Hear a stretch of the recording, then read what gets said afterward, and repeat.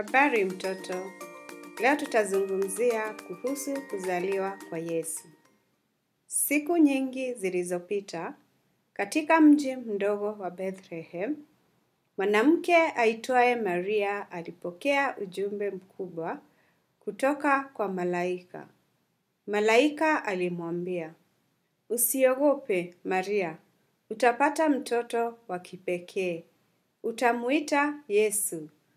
Atakuwa Bwana wa watu wote." Maria alikubali kwa moyo wote akisema, "Hii ndiyo tamaa ya Bwana. Nifanye kulingana na mapenzi yake."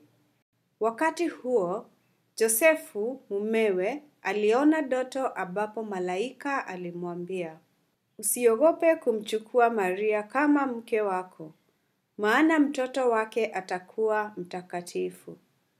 Siku moja, Maria na Josefu walisafiri kwenda Bethlehem kwa amri ya Kaisari. Walifika katika mji mdogo, lakini hakuna chumba cha kukaa kwao. Walilala katika mapaa ya mali ya wanyama, na pale Maria alizalia mwanaye Yesu. Wale wasimamizi wa mali walipewa ujumbe kutoka kwa malaika. "Msisite, nimeleta habari njema kubwa kwa watu wote. Leo amezaliwa Bwana." Wakati wamethubutu kuja, walipata Yesu akiwa katika kinyesi cha wanyama, akilala kwa amani.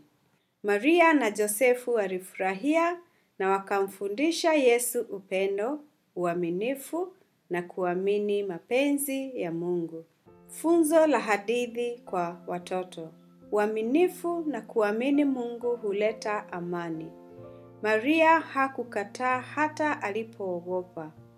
Usaidizi na upendo kwa wengine ni muhimu. Hofu si lazima itatue imani. Changamoto zinazoweza kuwa kubwa, lakini Mungu ana mpango wake. Na tuombe. Mungu mpendwa, asanti kwa hadithi ya kuzaliwa kwa Yesu.